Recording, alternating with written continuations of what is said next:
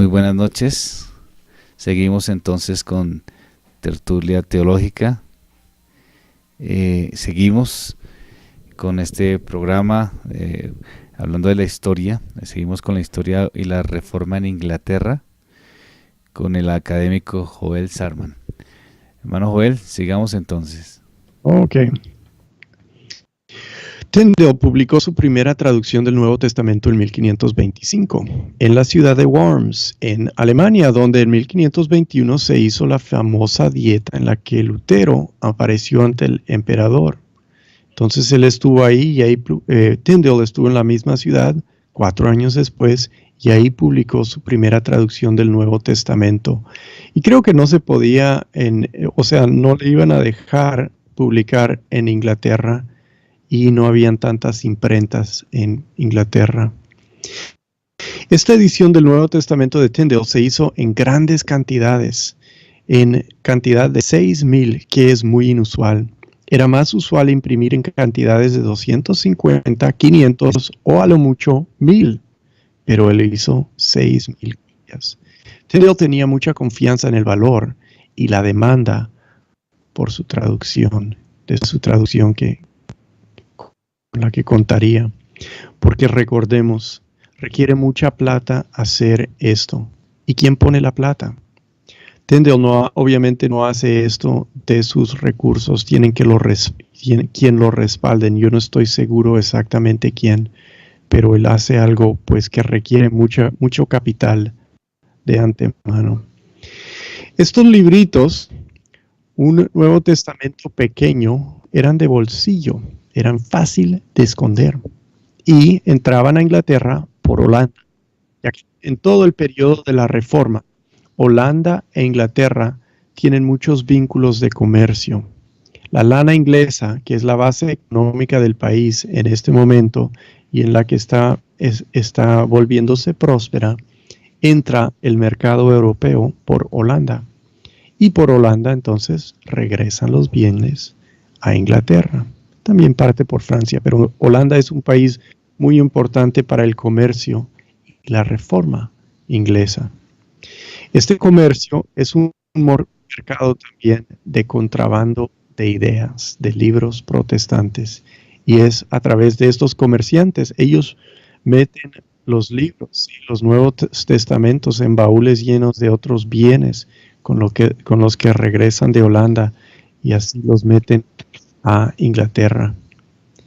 El obispo Tunstall, al quien Tyndale había acudido para buscar apoyo en 1524, es el que más busca suprimir el Nuevo Testamento de Tyndale cuando llega a Inglaterra.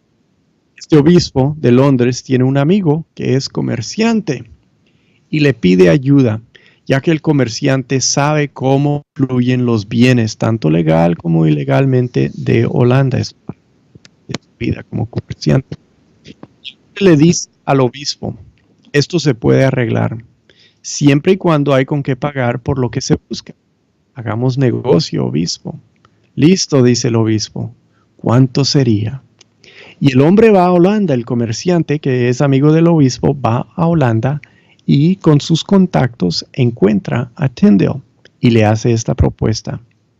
Véndame lo que quede del Nuevo Testamento, yo se lo pago todo. Y se los quiere comprar el obispo Tunstall. Cuando le pregunta a Tyndale de dónde viene el dinero, él dice, es del obispo.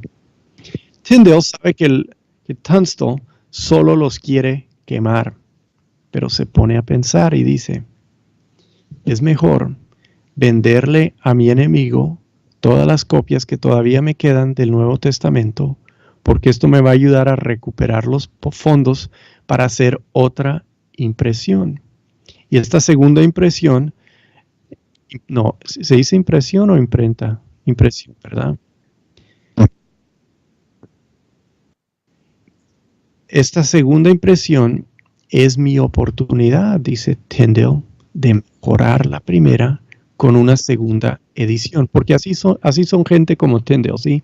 Así son los que estudian, así son los que traducen y revisan, siempre pueden revisar un poco más, y él tiene muchas ganas de revisar y mejorar.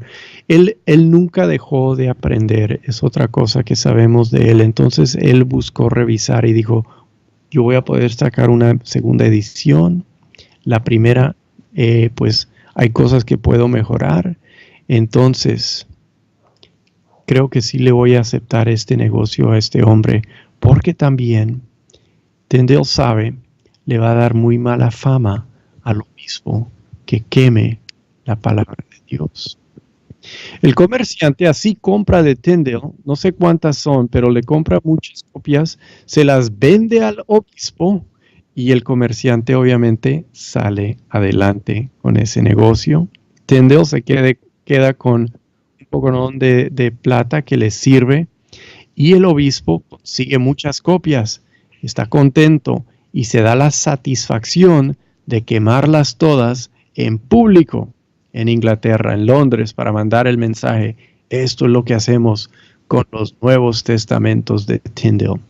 Y el público en Londres ve que el obispo está quemando la Biblia. Y esto no sirve para pagar, sino para aumentar el deseo en Inglaterra, la curiosidad y la dedicación al estudio de la palabra de Dios. Es una decisión de parte de Tyndale que habla mucho de su astucia. Es muy astuto en esto. Vemos ahí lo complejo. A veces se vuelven estas situaciones. Un comerciante buscando ganancias sabe manipular, sabe trabajar los deseos y las posibilidades en las que se encuentra. Sí, eso es lo que hace un comerciante. Ve que el obispo tiene ganas de quemar libros, dice, mire, deme plata. Ve que Tyndale tiene una necesidad de mover su mercancía, le dice, mire, yo los quemo. Tyndale, con su objetivo claro, hace lo que quizás no parece bueno, venderle su mercancía a su enemigo, pero a largo plazo esto le va a multiplicar el logro de lo que busca. Y el obispo, por otro lado, persiguiendo un logro limitado, cegado por su celo, su fanatismo conservador, provee a su enemigo un gran beneficio. Y esas son las cosas que más me gustan de estudiar la historia, cuando cosas así pasan, porque me parece tan interesante y tan lleno de lecciones. Tyndale con este comerciante juntos explotaron los recursos y la insensatez del obispo. Y yo oigo en ese cuento, en esa narrativa, las palabras de la parábola. Ganad amigos por medio de las riquezas injustas. Bueno, seguimos adelante. De 1527 en adelante, Tyndale es un fugitivo. Agentes del gobierno inglés le están buscando en Europa. Acaba por eso en Holanda, refugiado por un amigo. Entonces, no se queda en Alemania, sino que busca mejor refugio en Holanda, donde siempre están viniendo los ingleses. Pero por el contrabando que tienen los ingleses con los holandeses, también hay lugares donde esconderse y refugio. Una cosa que quiero que nos quede bien clara es el peligro y la ilegalidad de lo que está haciendo Tyndale. Convencido que puede publicar una traducción del Nuevo Testamento en el idioma común y corriente de su país, es lo más importante que él puede hacer con su vida, porque está arriesgando su vida. Existen muchos eruditos capaces, inteligentes, con grandes dones, que no quieren vivir en forma arriesgada y fugitiva, quieren estar en su comodidad. Erasmo es uno de ellos. Él tuvo las habilidades de lograr grandes cosas y lo hace hasta cierto punto. Todavía es admirado y fue admirado en su día. Pero Erasmo nunca quiso arriesgar su vida como su servicio a sí mismo. Lo que hace grandes y admirables a los reformadores es que se dedican a una causa mayor, la de su propia reputación y su propia seguridad, porque tienen un gran amo y toman su cruz cada día. William Tyndale ciertamente tomó cada día la sentencia de muerte por seguir a Cristo. Y es lo que al fin, en este periodo, separa al reformador de la categoría más general del humanismo, porque el trabajo de Tyndale se puede caracterizar como el trabajo humanista, buscando los originales, estudiando los idiomas, siendo buen traductor de traducciones de muy alta calidad. Pero lo que separa al reformador de la categoría más general del humanismo es al cual casi todos estos hombres ilustrados pertenecían. Muchos reformadores fueron humanistas y empezaron como humanistas, como lo hizo Calvino, como lo hizo Melanchthon, como lo fue Zwinglio.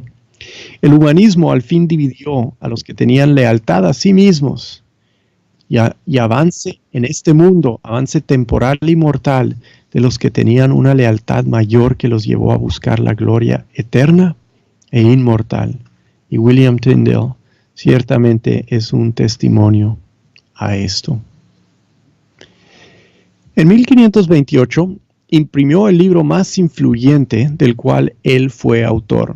Claro, el Nuevo Testamento fue más influyente, pero él no fue autor, obviamente, del Nuevo Testamento, solo traductor. Pero él escribió libros, como ya hemos visto, que él los inventó, ¿verdad?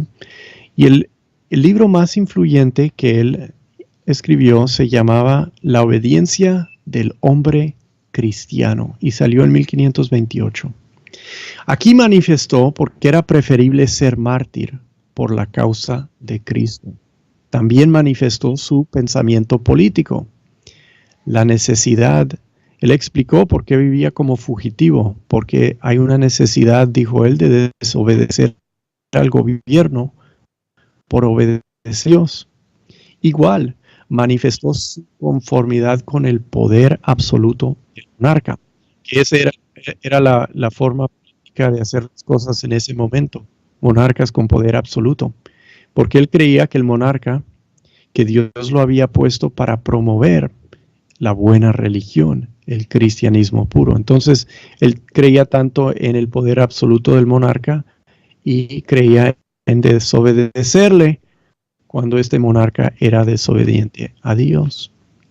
Incluyó también en este libro una consideración sofisticada del lenguaje figurativo de la Biblia, una consideración hermenéutica de cómo interpretar la Biblia bien, porque cuando uno traduce, uno a la fuerza tiene que interpretar, está diciendo. Y el lenguaje figurativo es a veces del más difícil. Entonces él pensó mucho sobre esto y lo hizo con gran éxito. Este libro, La obediencia del hombre cristiano, se lo recomendó Ana Boleyn a su amante real, Enrique el VIII, antes de que fueran casados. Ella tenía simpatías, estaba de parte de los protestantes. También había un hombre creciendo en poder, del cual hablaremos después, llamado Thomas Cromwell. Y él apoya el protestantismo y se vuelve poderoso en Inglaterra bajo Enrique. Y busca que Tyndale regrese a Inglaterra. Quiere que Tyndale llegue. Dice, yo tengo poder, yo quiero que tú ayudes aquí. Ven y yo te ayudo a que regreses legalmente a Inglaterra. Pero para que Tyndale regrese, lo que quiere Cromwell es que Tyndale apoye el divorcio que está buscando Enrique el VIII. Y es en lo que Tyndale se distingue a muchos de los reformadores ingleses. Nunca buscó el beneficio político de apoyar al rey por conveniencia. Sí, Tyndale tenía una convicción que el rey no se podía divorciar. Cromwell está diciendo, hombre, si en esto no más, usted dice que sí y apoya al rey, todo lo demás de lo que usted está buscando lograr se puede hacer, usted se regresa y aquí colabora y somos reformados y buscamos avanzar la reforma. Y Tyndale dijo, no voy a apoyar al rey para que mi vida sea más conveniente. Yo me quedo aquí escondido en Holanda y traduzco la Biblia. Y es el reformador heroico. En Inglaterra, mientras los demás son reformadores algo más pragmáticos, también hay mártires, también hay hombres con más heroísmo. Pero hasta que llegan los puritanos con su concepto muy heroico, más heroico que práctico, pues Tyndale sobresale en ese sentido en la Reforma inglesa. Tyndale nunca alcanzó a traducir el Antiguo Testamento, pero sí tradujo el Pentateuco y algo de los Salmos. Y publicó su Pentateuco en 1550. Lo que él hizo formó la base de la mayor parte de toda la traducción al inglés subsecuente. ¿Por qué? Porque nadie jamás tradujo al inglés como este hombre. Él fue como Lutero para el alemán, porque la traducción de Lutero todavía se usa, o sea, actualizada, pero la base de lo que se hace en las traducciones alemanas. Porque Tyndale, como Lutero, tenía un buen oído por cómo habla la gente. Y no pensaba en la elegancia del latín y cómo hablaba Cicerón, sino que pensaba, ¿cómo es que le habla la gente de mi país? ¿Cómo hablan en las calles? ¿Cómo hablan en sus casas? ¿Cómo es el sonido del inglés común y corriente? Y su traducción no es el idioma formal o necesariamente el de los educados, sino el idioma de la vida cotidiana. Es algo que expresa igual Lutero y que le dieron. Es difícil pensar así en ese momento. En nuestros días sí pensamos así, somos más populares en ese sentido. Pero en este tiempo la expresión popular, pues a muy pocos se les ocurría como algo deseable, pero ellos entendieron eso. Resulta también que el hebreo llega mejor al inglés que al latín. Tienen afines, supongo, los dos idiomas, el hebreo y el inglés. Y es algo que descubrió Tyndale, porque nadie antes había traducido directo del hebreo al inglés. Y solo una copia de su Nuevo Testamento original, hablando en general de lo que él hizo, solo una copia del Nuevo Testamento original, de la edición original, sobrevive, completa, todavía, en Londres, obviamente en un museo. Los demás se usaron y se gastaron y están todos dañados, por más que él publicó muchísimos, se usaron, la gente lo escondió, lo leyó, influyó. Inmensamente usado este libro. Por más que se imprimió en cantidades, se gastó en igual proporción y solo hay una copia, o sea que queda como más o menos, o sea que no tiene daño profundo, sí, que es más o menos lo que fue en su momento de hace 500 años cuando primero salió. Y nos habla de la visión clara de lo que debía hacer que tenía este hombre. Se dedicó, se arriesgó, buscó toda su vida darle a su patria la Biblia en su idioma común y logró darle al mundo toda clase de beneficios, porque también ha beneficiado el uso de sus traducciones y el impacto de eso sobre la religión en Inglaterra a todos nosotros. En 1534, un agente del gobierno inglés logró hacerse amigo de Tyndale. Y en 1535, Tyndale se confió, salieron juntos a la calle para ir a otro lado, creo que para cenar. Y el agente tenía listos quienes arrestaron a Tyndale cuando salió a la calle y lo echaron a la cárcel. En una situación muy mala para su salud, era junto al río, era muy húmedo y muy frío, y creo que entraba agua a la celda de Tyndale, mojando todo, muy alto a veces entraba el agua.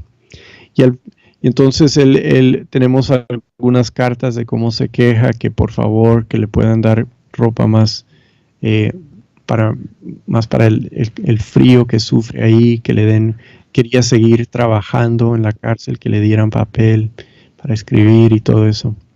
Y al fin lo condenaron en Holanda. Sus amigos holandeses trataron de rescatarlo. Thomas Cromwell, del que hemos hablado, un hombre influyente en la corte de Enrique VIII, intentó rescatarlo y no se pudo. Entonces lo ataron a una hoguera en 1536 y primero lo estrangularon y después quemaron su cuerpo. Y él no fue el último mártir de la Reforma protestante, pero fue un hombre de mucho heroísmo y muy dedicado. Yo creo que de todos uno de los más dedicados. Supo muy temprano lo que quería hacer y se dedicó a eso todo el resto de su vida. Bueno, hasta ahí mis notas. No hemos tenido muchas interrupciones para preguntas, así que acabamos un poco temprano. Y hermano, sí, tengo un par de preguntas. La primera es, ¿la traducción fue del latín? ¿La traducción del Nuevo Testamento fue del latín al inglés? No, fue del griego. Él tenía para esos momentos ya la obra de Erasmo. Erasmo contribuyó a esto porque Erasmo quería hacer una nueva traducción al latín más elegante que la que tenían, la de Jerónimo, la Vulgata. Entonces lo que Erasmo hizo es buscar respaldo para su traducción mostrando el griego en la página opuesta. Y eso les dio en su tiempo un libro con el griego del original del Nuevo Testamento a la gente, del cual podían tomar para traducir. Y eso es lo que usó Tyndale. La siguiente pregunta es, ¿cuál fue el argumento para su condena?